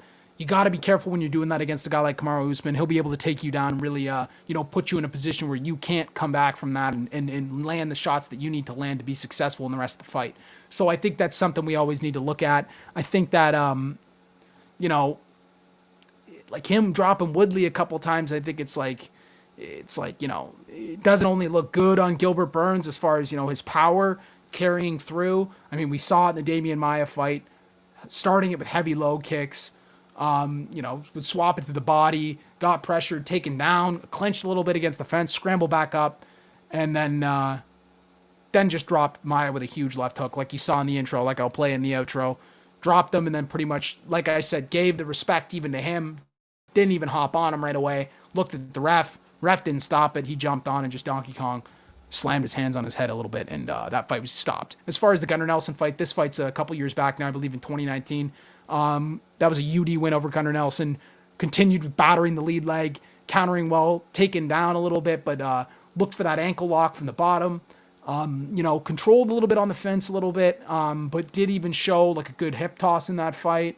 Landed a jumping knee, hurting him. I mean, it was a good fight in somewhat you're seeing him take on guys that are pretty high level grapplers and stuff like that. I'm not saying that these guys are the same level as Kamaru Usman, but I mean, in the same sense, these are guys that are definitely there to, teach you a little bit as far as not only it's just jiu-jitsu, not only is it wrestling, there's this thing called MMA, right? The UFC, and it's a combination of all these sports put together, right? And you got to know how to do things at the right moments and the right positions at the right times, right? It's not just you come over from another sport and you're fucking running right away. You know what I mean? You're doing it perfectly. Everything's natural. I mean, I'm sure there is certain people out there, but I mean, it does take, time, and time is the ultimate teacher to, figure out how and when to use certain things.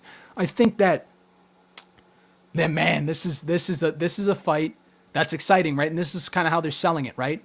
When we look back on it, it's a fight, best guys UFC welterweight division has to offer. You know what I mean? Like this is it right here. Let's look at it, right? And you look at it and you go, it's the first undisputed fight for a belt that's actually on the lineup, right? That's actually up for grabs, right? Because, Poirier never had a belt in that fight, blah, blah, blah, right? And it's already, like I said, both guys set to match up at 251, because I think the history sells a lot of this fight. Obviously, COVID pulling him out.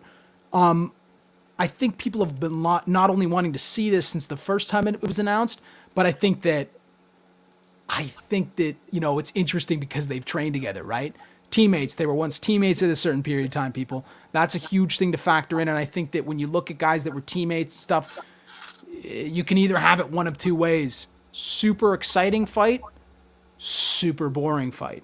You know what I mean? We could definitely see it here, especially with kind of the styles. We could definitely see a fight in which, we see a little bit more of a boring fight. But besides that fact of them being teammates, it's kind of the first question we've always been, asking is what would the ground game of Gilbert Burns lead to Kamaru Usman wanting to dictate the fights on the hands and feet, similar to the Covington match? Is he going to want to stand and not want to go to the ground, at risk of, saying, okay, that's just going to tire me out, blah, blah, blah.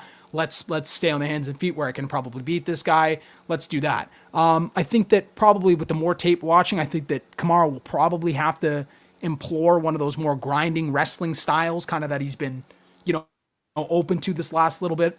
Kind of what we saw in the Masvidal fight. I think we're going to see a little bit of that up against the fence. A little bit of work like that, trying to put some early tiring in. I think that a lot of opportunities are seen in this fight for Kamaru Usman to take him down. Like I said, the takedowns are definitely there. I think that even if Kamaru is able to take Gilbert down, it's the threatening the subs, the nature of the athleticism, the strength, the able that he's so quick to return to his feet the entire time or reverse position. I think that Gilbert working his way relatively quick, and he's looking to make a statement in this fight, take this belt. Really, he's set an eye on this, and he's been gunning for it for a long time. And I think him, like I said, arguably every single fight looks stronger, looks bigger, looks more dangerous. I think he's going to continue the streak going in this fight. I think that I think that his keys to success, like I said earlier, are him catching Kamaru. If this fight does stay on the hands and feet, and that's the one question, right? We can always ask a million questions. What kind of game plans are you going to come in with? If this fight does stay on the hands and feet, I do think at some point, I think that Burns needs to pretty much stay calm, not throw the kicks from out of position. His main priority, his main objective in the first round, 2 rounds, we're going to hack the leg up. We're going to hack that lead leg up with leg kicks. And then we'll get him either shooting out of position for takedowns because he doesn't want to stand on the hands and feet anymore and take the leg kicks, or he's either going to, say, well, fuck, I got to close the distance. I got to do something here. I got to put a sprawl of punches out there to try and hit this guy to make him stop throwing leg kicks. And that's when we're going to angle off and catch him. I just think that, man, a lot needs to happen in this fight for that to happen for Gilbert Burns. But I just think that even adding on the fact that Gilbert Burns has been, continuously competing in quintet events, continuously hitting other strides in not only the UFC, but in other, grappling organizations and going against top level guys, like we're saying, 4-time world champion. I think that he's got maybe even that threat about him, that aura around him. But like I said, both these guys have trained together, right? So maybe Kamaru knows something we don't. Maybe he goes, this guy can't touch me on the ground. This guy won't be able to submit me. Ground game plan, right? But in the end of this, you can write a million hypotheses about these fights. I do think that Gilbert Burns is going to come with the upset, as he is the underdog, and he is going to win this fight. I mean, it's hard to say now. I want to see them on the scale, and then I'll probably give you, or even tomorrow, I'll give you more of a direct breakdown on my channel as far as what I think is going to happen. But I am picking Gilbert Burns to win the fight. I give you a breakdown. This is what I think. I think for the first 2 minutes, maybe 3, it's going to be boring. It's going to be boring. It's like, let's say me and Serge are training partners. Same size, same weight, right? We've been training together. We do our thug thing. Good friends. Have a good time training, right? Now, I or Serge go to another gym. We training in 2 different gyms. I don't know what Serge is working on. I don't know what Serge is getting better at. Serge don't know what I'm working on. He don't know what I'm getting better at. Time is going by. Serge is fighting. I'm fighting. Now we in a position where now we got to fight each other. Like, I know Serge. Serge is long. He rangy. He could do this. He could do that. I know his habits. I know what he's looking for. I know all these things. And guess what? Serge can say the same shit about me. Yeah. Oh, I know his habits. I know he's slick here. He could do this. He could do that. When he do this, I'm going to do that. So they already in their mind frame knowing what they going to do because they knowing what they are looking at. They knowing what they up against. The Sun Tzu theory, know your opponent, know your enemy, is already It's already been done. Mm-hmm. So I think for the first 2 to 3 minutes of the fight, it's going to be so slow. It's going to be so boring because it's like, nope, I ain't going to do that. Because I remember when we were sparring, coming with that kick. And in the fight, it's a fight now. So certain mistakes, certain little things that I might have been willing to take the chance to do, I'm not going to be so prone to do it in a fight as I would have been in a friendly sparring session or a friendly workout session that we had when we trained together. So it's certain mistakes that I do or have done I cannot make in the fight. And the same thing goes for Serge. If he's in it's certain mistakes he know he can't make. And I think once we get over, once they, not we in a sense, but once they get over that initial, all right, I know this, I know that, and then once the first punch is landed, all that shit's going out the window. All that, what your habits this, your habits that, all that's going out the window the moment somebody catch one. And it's like, mother, did you just? Yeah. And then everything is gonna go out the window. But that's when, but the first 2 to 3 minutes is gonna be, I remember that day when we were sparring, and oh, I know when you feint like this, you finna do this. It's gonna be that. But once the first person land that first initial punch or go for that first initial takedown to where in their mind's like, okay, fight on. Fight on. Fuck who you are, Gilbert. Fuck Usman. It's a fight now. I don't care who you are. And I think that is going to be the difference maker in as the fight goes on. I do think that Usman can control the distance with his jab, because Gilbert Burns is more of a, excuse my French, pardon my Swahili, but he's more of a hooker. He's not a straight punch thrower. He's a hooker. He throws kicks and all that. When he comes in, he's looping punches, throwing a lot of looping punches. So I think with that can work to Usman's advantage. If it's on the feet, if they're on the feet from the shoulders, I'm going with Usman. I'm going with Usman. He's more of a tactician. He's more technical. He knows how to move. He knows how to control the distance. He's shown that in too many fights for me to think different. So that's what I would say with Usman. But Usman don't want to wrestle with him. This is a 4-time jiu-jitsu. You don't want to be on the ground with him. You a wrestler. Your thing is to keep you on the ground so I can punch on you and hold you there, make it uncomfortable. That's wrestling. Jiu-jitsu, he's like, oh, okay, you want to keep me here? Oh, I'll take your arm. Oh, I can take this. Oh, I'll just lock you in a headlock.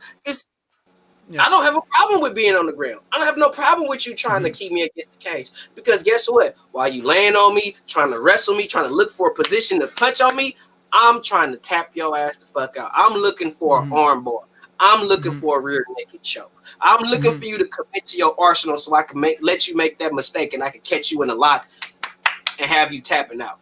And I think with Gilbert Burns, Usman, no, I don't want no parts of him on the ground.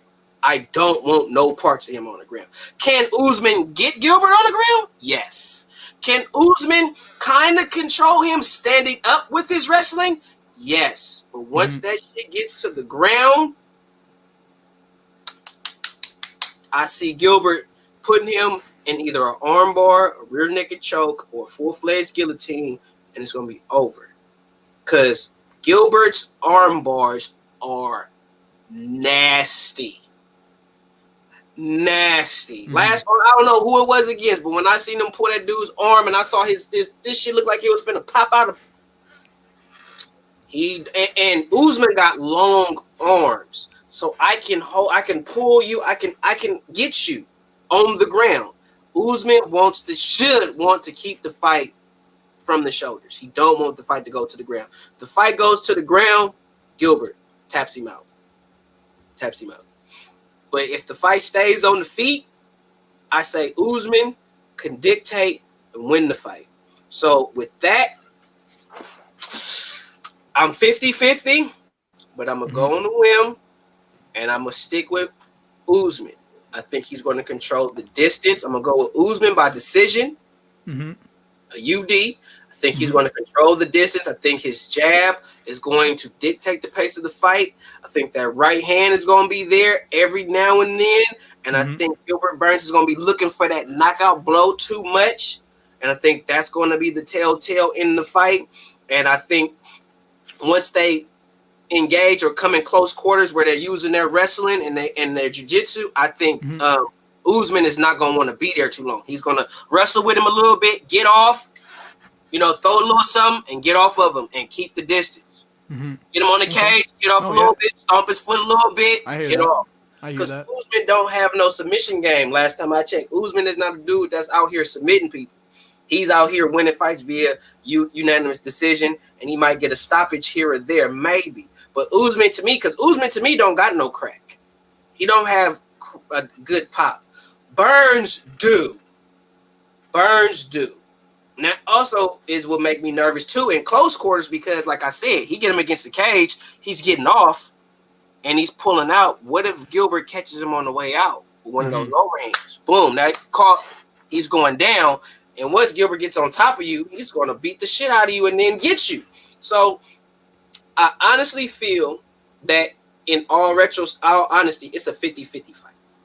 But I feel that Usman has the tools to mummify everything that Gilbert Burns do. And plus, they know each other, so they know what to look for.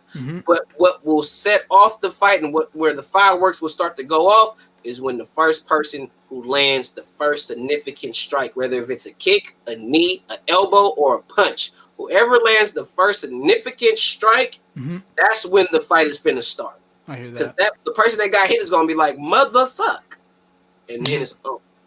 But who is going to land that significant strike? And also to say that one significant strike could be the end of the fight. Yeah, see, it's a million different kind of rabbit holes we could start digging down. You know what I mean? It's like, here's the other thing too here. Me and Dan were talking about it. Henry Hooft is not taking a side on this fight. So he's not coaching Gilbert Burns for this fight. So no Henry Hooft, no legendary striking coach Henry Hooft in Gilbert's corner, right? So then you go, oh, fuck. Like, now he doesn't even have his guy. I don't doubt him. I mean, it's just another roadblock, a wrench in the plan. It's just a roadblock, a wrench in the plan. That's something I could seriously see, him kind of looking for things to throw and throwing too wild, right? But we're hoping that we see, and I'm hoping that I see the Gilbert Burns that I believed in to come in and, upset for a while now. I think that it's going to be interesting. We're going to have a good night of fights, people. Like always, we'll be live on my channel. And like I always like to say, we'll be doing the bet breakdowns tomorrow. So come on and come check it out on my channel. It's always going to be there. Boone, you want to take a look at the comments here? I know all these people have been waiting for us. We'll get to them. It's not very many this week. We did have a lot of people come in. I want to appreciate, we both appreciate everybody that came through to tune in and rock with us this week, man. Every week, this week and the weeks to come. Thank you. We want to thank you all for tuning in, man. We appreciate it. And as we always say, we got to give y'all it's a podcast. It's not technically a live stream. It is a live podcast. So we're not really here to go through the chat and all that. We're here to give y'all MMA talk, MMA news, let y'all know what's going on in the MMA world, and just keep y'all fresh with what's going on in this MMA business. That's what we here for. And like I said, if you want to come chat with me. Most of the time, I have a key couple guys we have on that do the breakdowns with me. But then other than that panel's always opened up at the end of the night. And I'm looking at comments throughout, and I'm addressing comments throughout the whole time. So if there's any kind of questions anyone has about the entire card tomorrow, like I said, around 9:30 should be the golden time for going live on my channel as far as me and my bet breakdown and a couple other good people here in the chat. What comment I will touch on, because I did say Romero was gonna win the whole thing. And where is that? I can't find it now. But he said, hold on, where my boy at? Yeah, here we go. The MMA super fan says, don't underestimate Rumble. Well, I'm not one to underestimate fighters, but in this instance, I'm underestimating Rumble. I don't see Rumble doing anything special against Yoel Romero. I don't care if Yoel Romero go in this fight 50, 70, 80 years old. It's Yoel Romero, okay? This is the same dude that was one of the most feared fighters in all of UFC. You know what I mean? Like when you said Yo Romero, motherfuckers started pissing in their pants. And I just and I've honestly seen Rumble Johnson as kind of like a stepping stone guy. He's kind of like the blue collar fighter. He's the guy you fight to establish yourself. He's the guy you fight to say like, okay, I can do this. And I think they throwing Rumble at Yo is in the sense of because you know Rumble is a decent name, but Yo finna knock Rumble ass the fuck out. Look, Rumble Johnson's the same dude that got his ass beat and slammed to death by DC. Same dude. Same dude. DC is not the greatest. He's a great wrestler. Great wrestler. But I think Yo is gonna beat the living tar shit out of Rumble Johnson. I honestly believe that. I really do. Really, really do. I hate to underestimate him, but I am. He also said that Coker needed this long finalize the deal with Showtime pertaining to Bellator. Yeah, that's probably actually what was happening. That's probably the reason why we didn't see shit and why they didn't like TBD and stuff like that. And that is probably the reason. It wasn't only the fact that they didn't have anything going on. It's they were trying to get this deal structured the entire time. So I mean, that's what you get in some of these situations. I see some of my buddies talking about, you know, this is a good comment because I mean maybe we have been spoiled recently, you know, but there's not a lot of fights on this card that people are looking forward to. And I think, like I said, you're pretty much buying it for at this point. The co-main is the women's fight. I'll be breaking that down on my channel, but that's still going to be a good fight. Macy Barber, Alexa Grasso, 125-pound fight at flyweight. I mean, both girls that like to box and stand up. So I mean, it still should be a good fight. Don't get me wrong.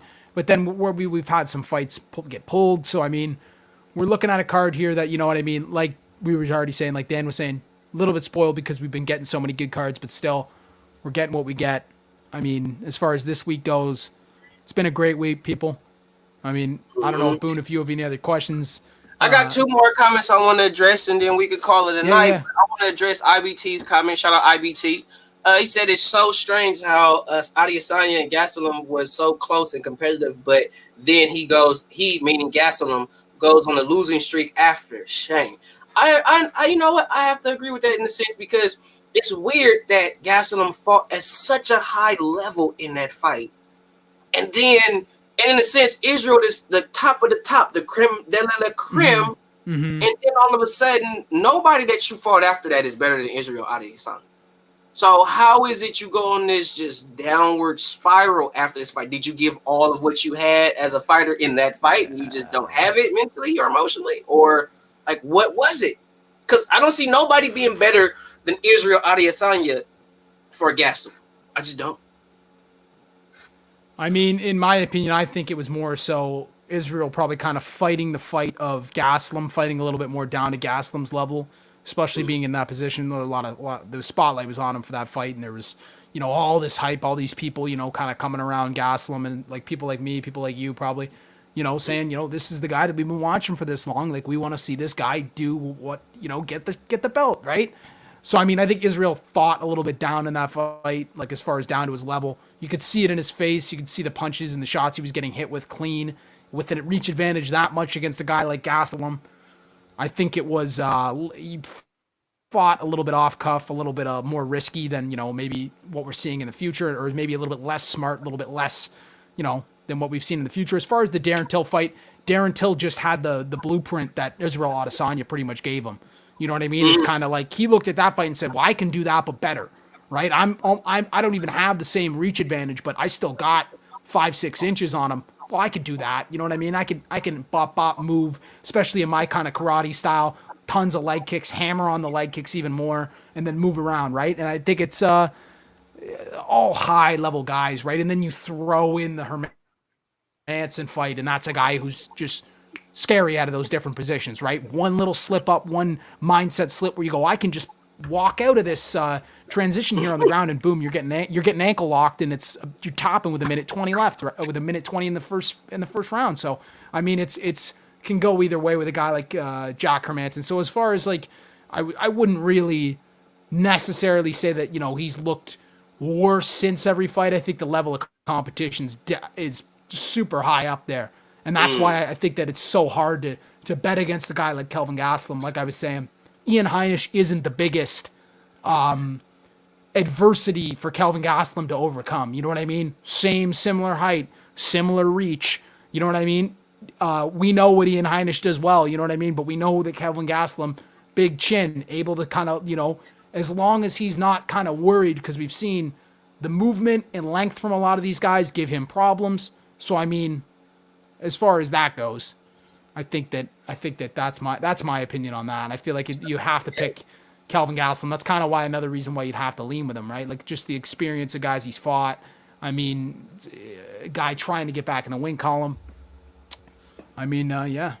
It is what it is. I mean, with that, that's pretty much it. That's pretty much all I really wanted to touch on with that.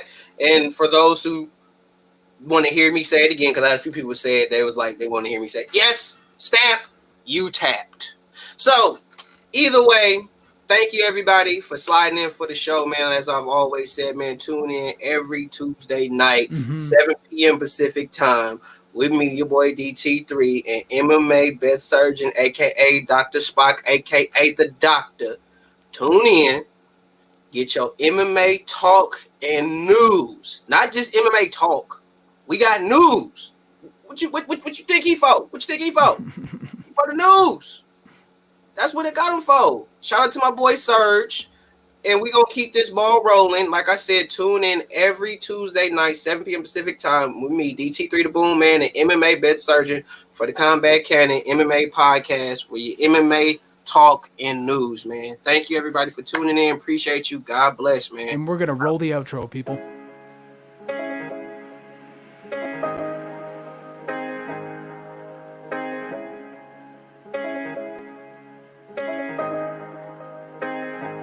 Depot on the beat.